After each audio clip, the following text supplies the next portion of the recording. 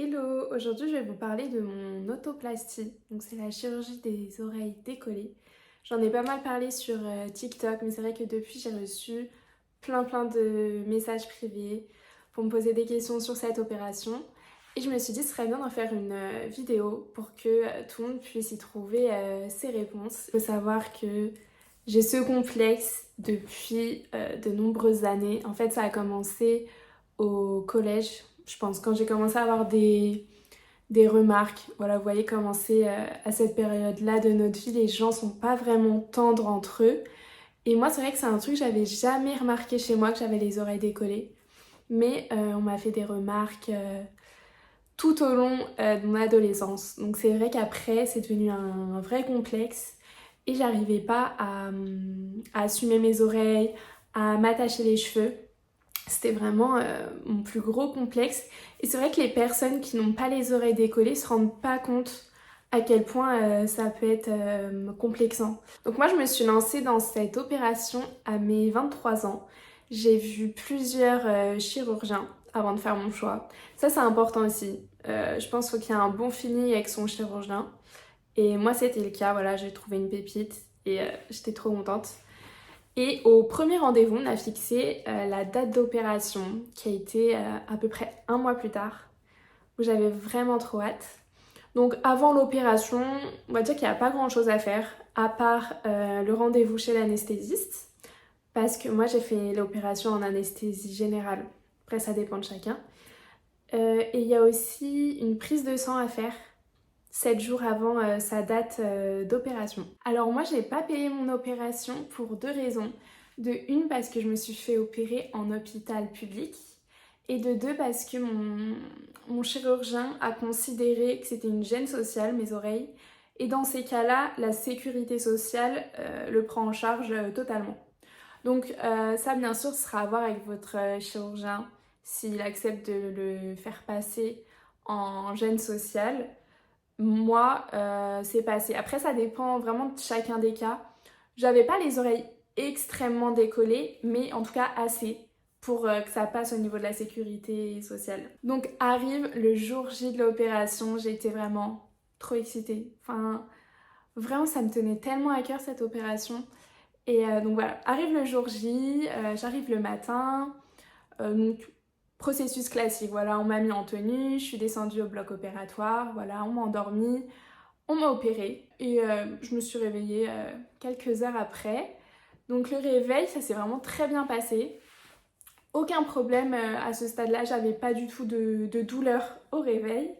Moi, mon chirurgien voulait que je dorme une nuit à l'hôpital pour rester sous surveillance et pour aussi voir si j'avais des douleurs. Le soir de l'opération, j'ai commencé à avoir des douleurs.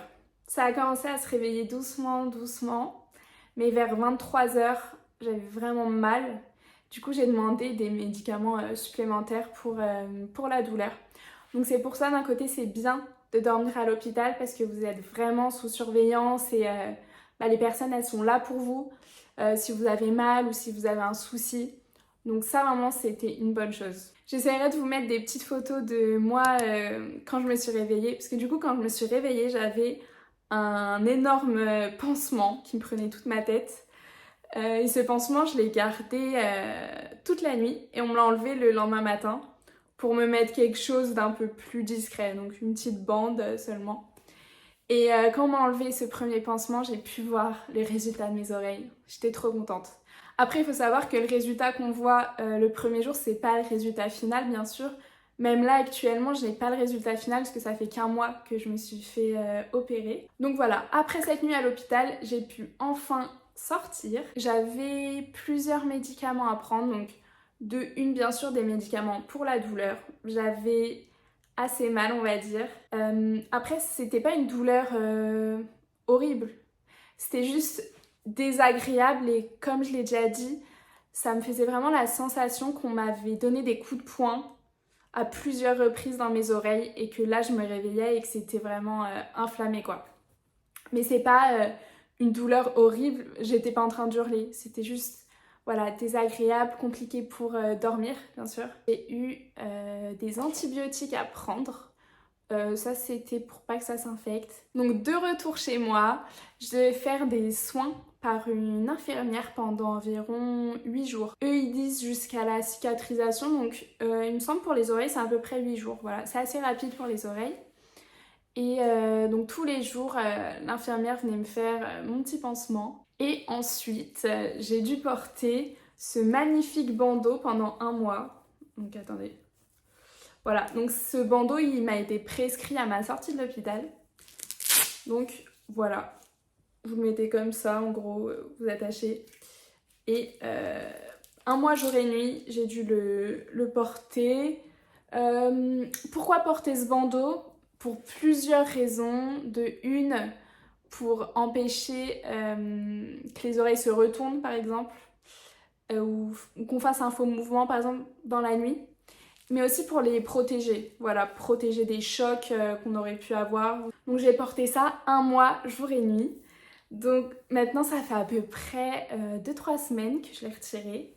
Et vraiment, je revis. Je vais vous montrer mes oreilles. Je vous ferai un petit avant-après. Mes oreilles, vous voyez, genre... On les voit pas. Elles sont vraiment plaquées. Et je vous mettrai une photo de moi avant pour que vous voyez bien la différence. Mais vraiment, cette opération, elle a changé ma vie. Et ce qui est marrant, c'est que personne va remarquer que j'ai fait cette opération, clairement, puisque les gens s'en rendent pas compte. Mais moi, ça me change tellement la vie. Comme quoi, vraiment, quand on fait de la chirurgie, c'est vraiment pas pour les autres. C'est vraiment pour soi-même. Et franchement, je le vois déjà que ça a eu un impact extrêmement positif sur ma confiance en moi. Pourtant, c'est vraiment un détail hein, pour certains.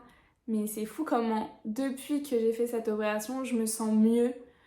En fait, je me sens vraiment plus jolie, alors qu'en soi, rien n'a changé.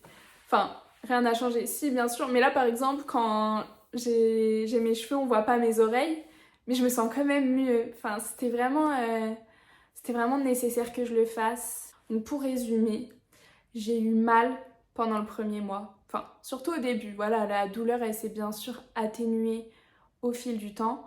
Mais disons que voilà, le premier mois, c'est pas là où vous allez vous sentir le mieux. C'est une petite période compliquée, mais vraiment, je me disais, c'est une période compliquée pour après être libérée, vraiment trop heureuse.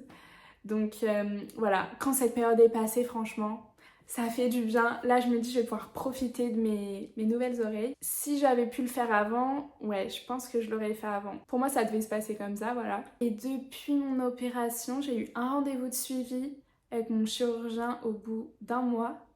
Et j'en aurai un autre au bout de 3 mois. Après, je pense que ce sera bon pour le suivi. Je suis trop contente d'avoir fait cette opération. J'espère avoir répondu au maximum à vos questions. Et si vous en avez d'autres, n'hésitez pas vraiment à me les poser. Sur Instagram, ce sera plus simple. Je vous mettrai mon Instagram dans la description. Et vraiment, je répondrai avec plaisir parce que j'ai été dans votre situation et je sais ce que c'est. Et des fois, on a besoin d'être rassuré. Donc, je vous répondrai vraiment avec plaisir.